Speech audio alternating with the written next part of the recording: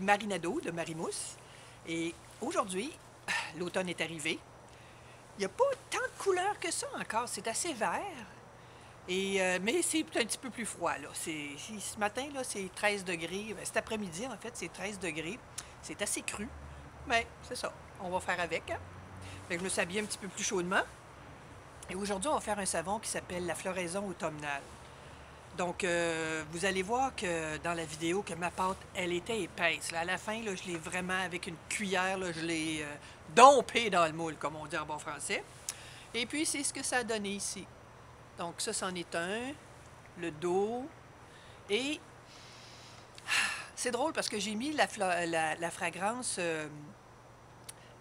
ananas et coriandre. En fait, ce serait Pineapple and Cilantro de Candora Soap. Et je trouve que ça sent la noix de coco.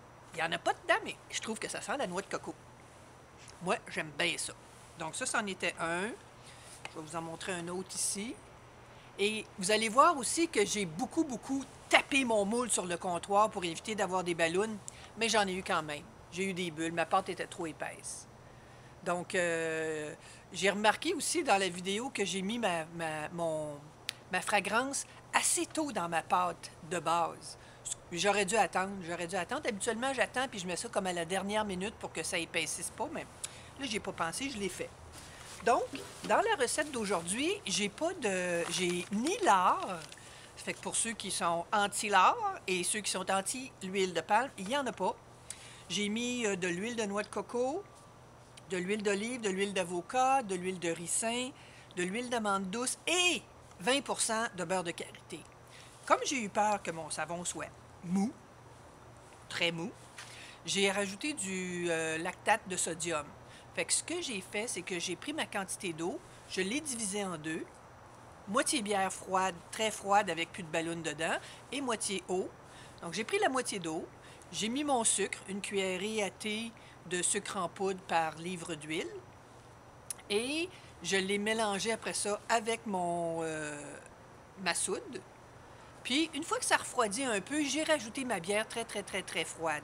Et ça sentait vraiment beaucoup la bière. Et le lactate de sodium, j'ai peut-être forcé la note. C'est peut-être une autre des raisons que ma pâte était si épaisse. J'ai mis 2 cuillerées à thé par livre d'huile. J'aurais pu en mettre juste une, je crois, puis ça aurait été suffisant. Parce que je l'ai fait hier, puis aujourd'hui, il est très dur. Là. Donc, j'aurais pu modérer mes élans. Ah, je ne les ai pas modérés, j'ai eu peur. Alors, ceci étant dit, je vous ai parlé de ça, de là, non. Puis quand je l'ai fait, je vous ai dit que ça sentait beaucoup la bière, mais ça ne sent pas du tout dans le produit final. Et moi, mon slogan, quand je fais des savons à la bière, ce que j'écris sur mes savons, c'est « La broue, c'est bon partout ». Ça fait que j'aime ça utiliser ça parce que ça fait des savons très moussants, la bière. Donc, ceci étant dit, ben, on va passer à la cuisine. À tout de suite!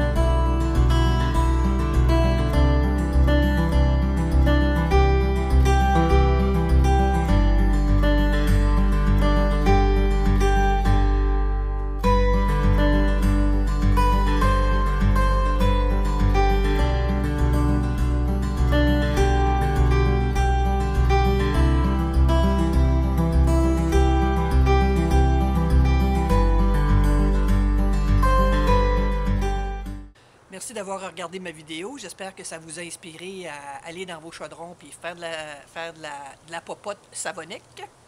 Et ben, bienvenue si vous êtes des nouveaux sur ma chaîne. Merci de nous avoir rejoints. Et à la prochaine. Bye bye.